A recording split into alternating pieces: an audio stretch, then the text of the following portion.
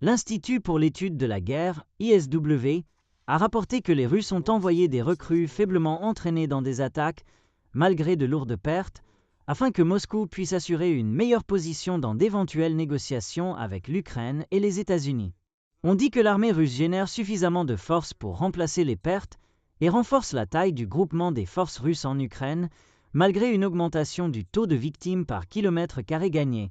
a déclaré l'ISW. Le président russe Vladimir Poutine semble accepter des pertes considérables en échange de gains décroissants pour faire des progrès sur le champ de bataille et pour gérer les perceptions concernant les capacités militaires de la Russie à exercer une pression sur l'Ukraine lors des négociations. Poutine a déclaré, le 13 mai,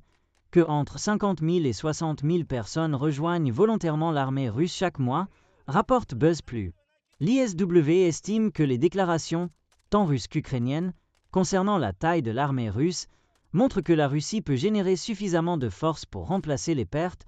tout en augmentant simultanément la taille globale de son groupement de troupes en Ukraine. Ainsi, la Russie continue de subir des pertes en personnel comparables au niveau subi par les forces russes lors des opérations offensives intensifiées à l'automne 2024, malgré un ralentissement du rythme des avancées au cours des 4 premiers mois de 2025. Les forces russes sont probablement capables de maintenir leur taux de remplacement et d'élargir leur présence en Ukraine en envoyant rapidement du personnel faiblement entraîné dans les unités de première ligne. L'ISW a souligné que les soldats russes nouvellement recrutés ne subissent souvent qu'un mois d'entraînement avant d'être envoyés en Ukraine.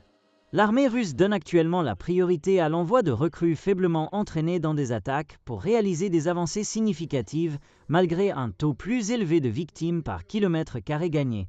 a déclaré l'ISW, entre autres. En outre, la Russie tente de prolonger les négociations afin d'obtenir plus de concessions des États-Unis tout en réalisant des progrès supplémentaires sur le champ de bataille.